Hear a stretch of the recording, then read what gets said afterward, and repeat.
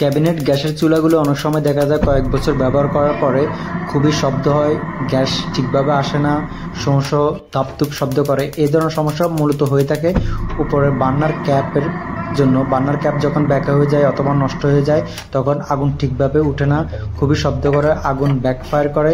এ ধরনের ব্যাকফায়ারের কারণে অনেক সময় টেম্পার গ্লাস নষ্ট হয়ে যাওয়ার সম্ভাবনা থাকে। তো এই সমস্যা হলে অবশ্যই আপনারা বার্নার ক্যাপ সেট আপ পরিবর্তন করে দিবেন, তাহলে সমস্যাটি সমাধান হয়ে যাবে। দেখুন চেঞ্জ করে দিয়ে চালানো হচ্ছে, কোনো শব্দ হচ্ছে না, কিন্তু শুরুতে খুবই শব্দ ছিল। তো এই সমস্যা হলে অবশ্যই আপনার burner cap set up change করে দিবেন, তাহলে সমস্যাটি সমাধান হয়ে যাবে, খুবই ভালোভাবে ব্যবহার করতে পারবেন। অন্যথায় টেম্পার গ্লাস ব্যাকফায়ারের কারণে বা শব্দের কারণে এবং ভিতরে আগুন যাওয়ার কারণে টেম্পার গ্লাসের টেম্পার ছেড়ে একসময় টেম্পার গ্লাস নষ্ট হয়ে যাওয়ার সম্ভাবনা থাকবে। সার্ভিস সংক্রান্ত যে কোনো বিষয়ে জানতে আমাদের সাথে যোগাযোগ করতে পারেন।